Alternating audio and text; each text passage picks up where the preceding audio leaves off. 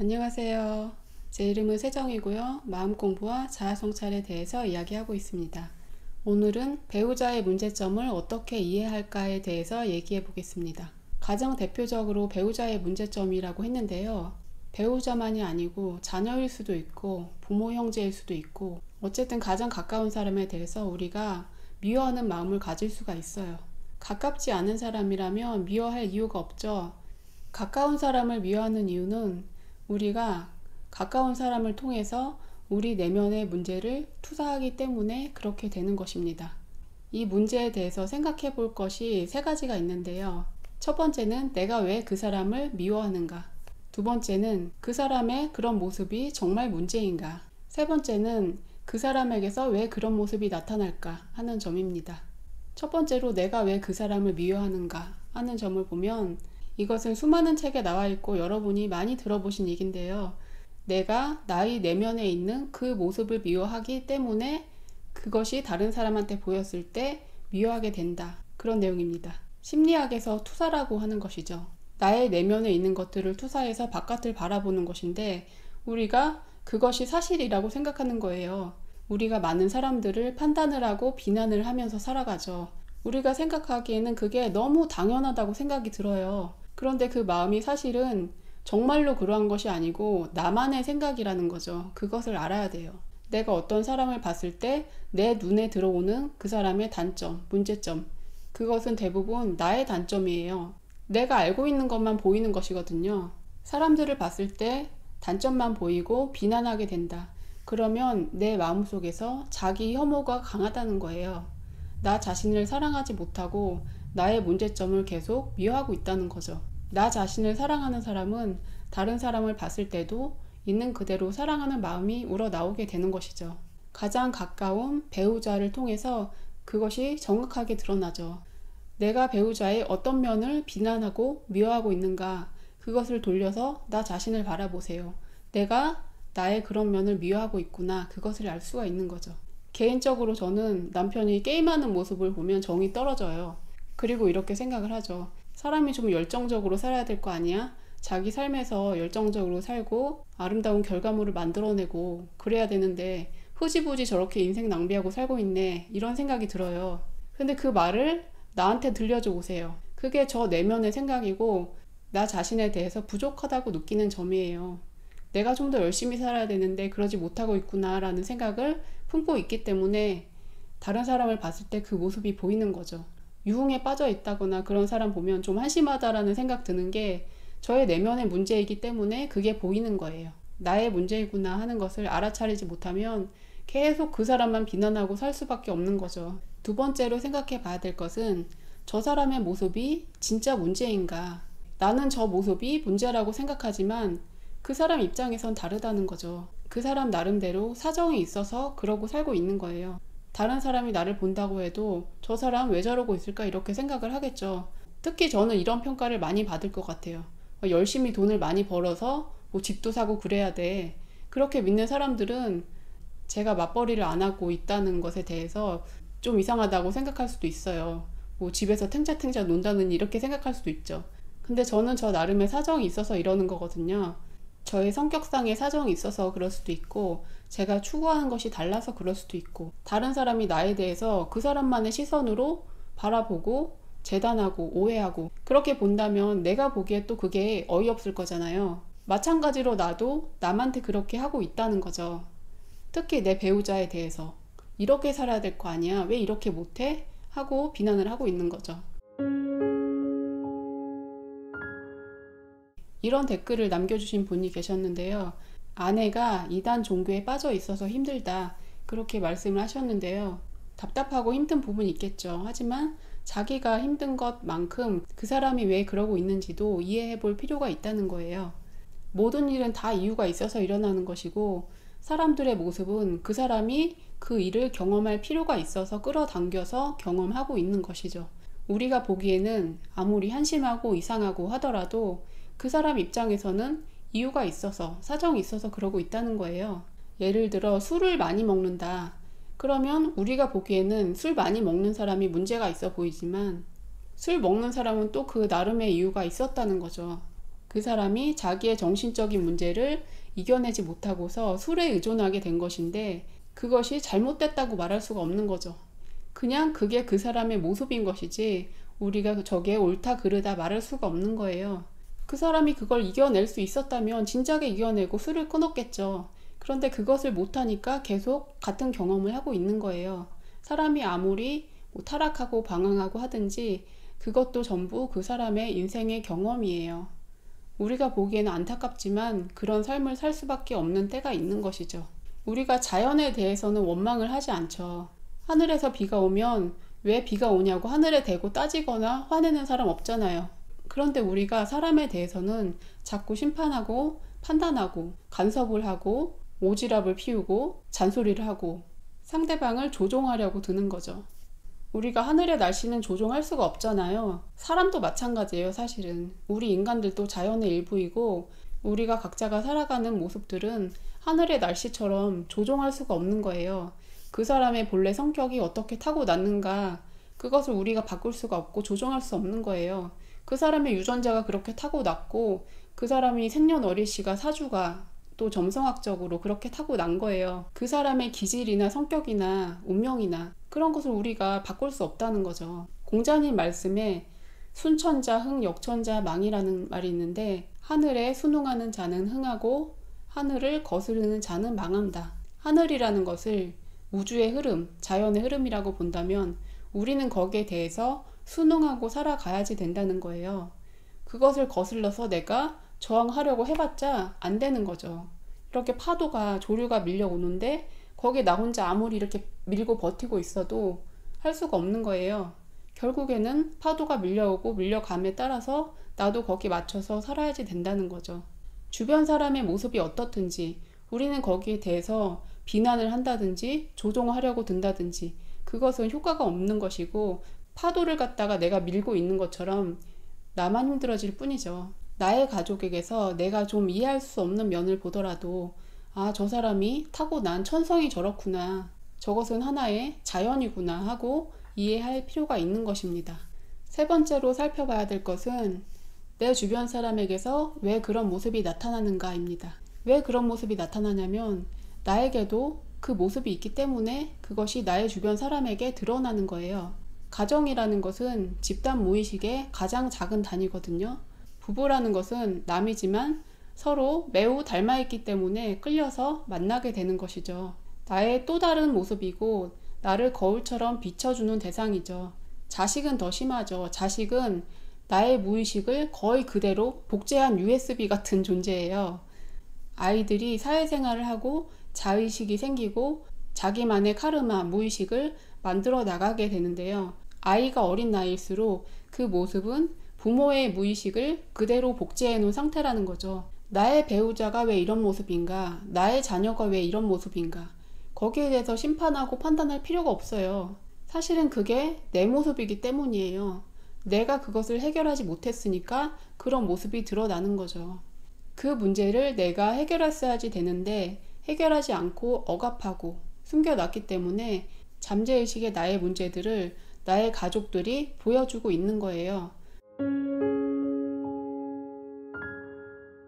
나의 가족의 문제라는 것은 단지 그 사람의 문제가 아니에요. 그것은 동시에 나의 문제이기도 해요. 아니라고 생각할 수도 있죠. 어떤 사람은 나는 술을 안 먹는데 우리 남편만 술을 많이 먹어. 그러면 술 먹는 사람이 문제라고 생각할 수도 있잖아요.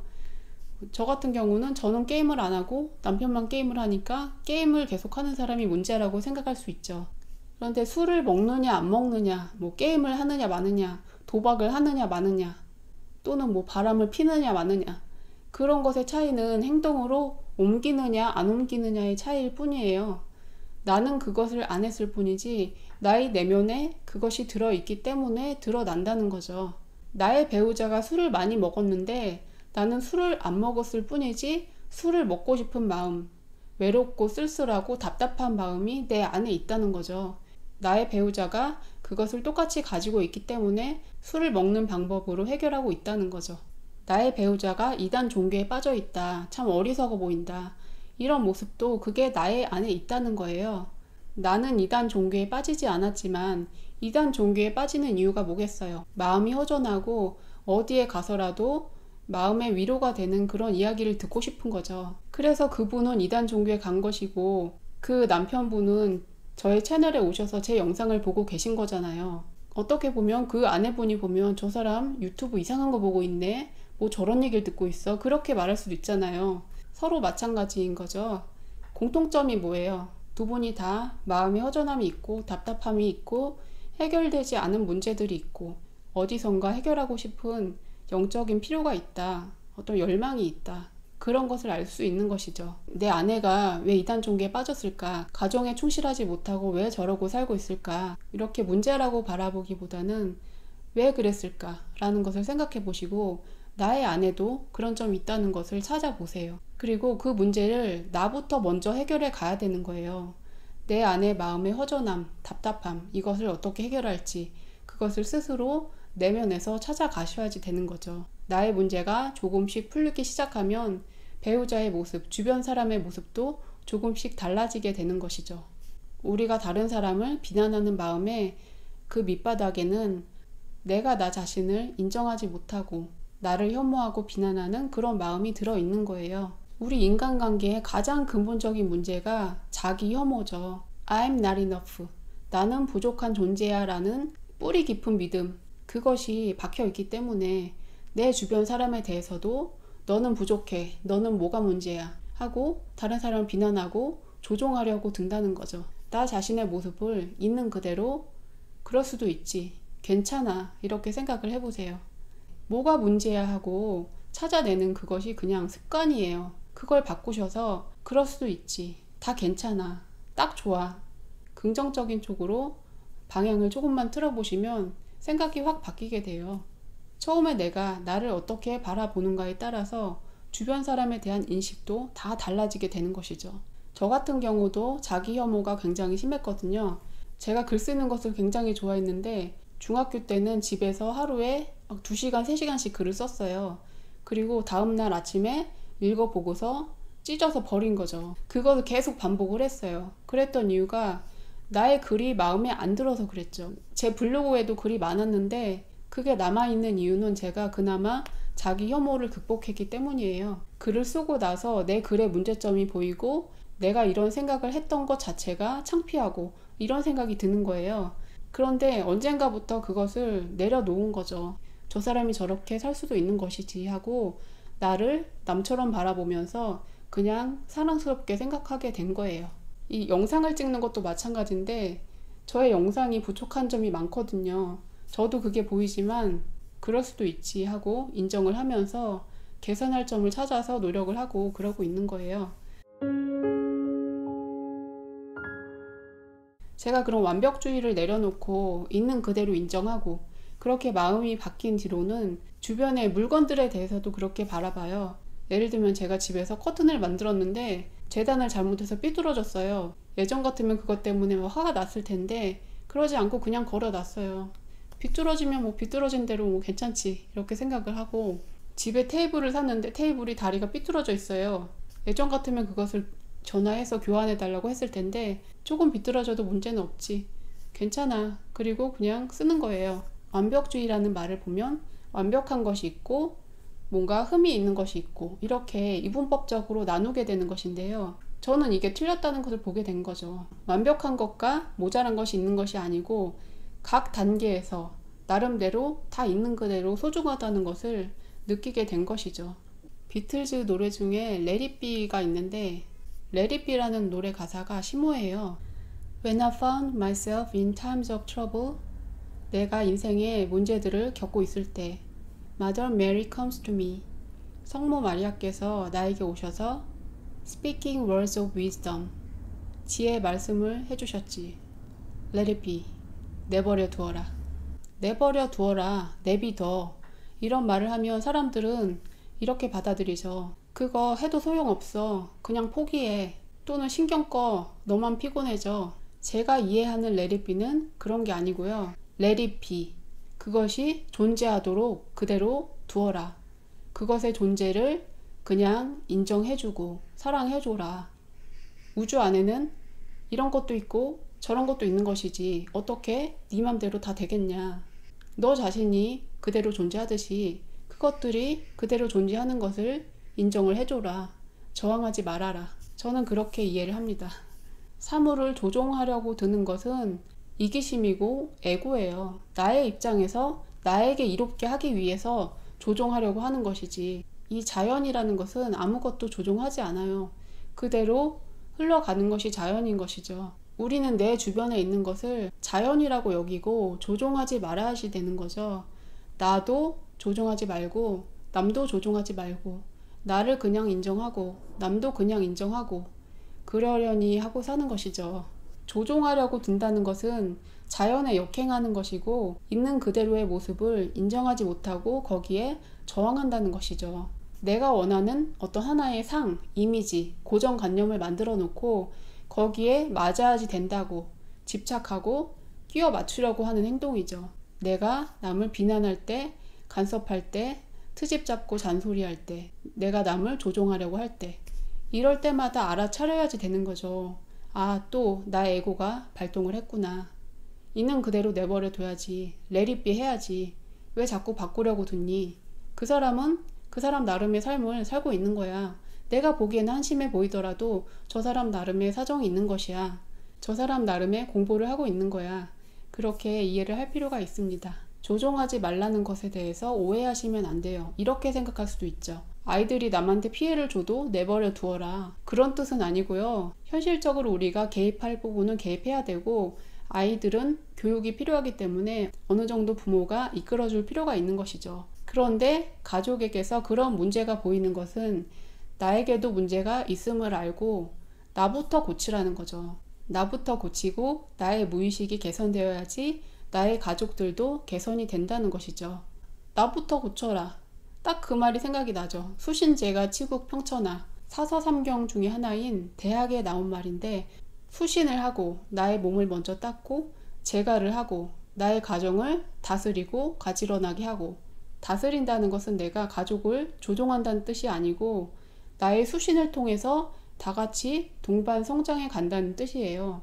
내가 마음을 닦고 나의 가족까지 함께 닦아낸 다음에 그 다음에는 치국을 할 수 있고 평천하까지 된다. 치국, 평천하 여기까지는 너무 넓은 범위이지만 우리가 수신제가까지는 생각해 볼 수 있는 것이죠. 수신제가를 해야 되는데 제가가 안 돼 있다. 그거는 수신이 안 돼 있기 때문이라는 거예요. 제가를 하기 전에 수신을 먼저 하라는 거죠. 나부터 나 자신을 성찰하고 나의 문제점을 개선해 나가고, 그것을 통해서 나의 옆에 있는 사람들도 영향을 받고 다 같이 성장해 갈 수 있다는 뜻입니다. 나의 배우자가 뭐가 문제야, 나의 자녀가 뭐가 문제야, 이렇게 생각하는 것은 분리의식으로 생각하기 때문이에요. 나와 그 사람을 다른 사람으로 놓고 보기 때문에 저 사람이 문제야 이렇게 생각하는 거죠. 그런데 인간의 무의식의 세계에서는 나와 너의 구분이 없어요. 자타의 구분이 없고 주체와 객체의 구분이 없어요. 그리고 특히 가정이라는 가장 가까운 사람들의 집단은 서로 거의 하나로 얽혀 있는 것과 마찬가지죠.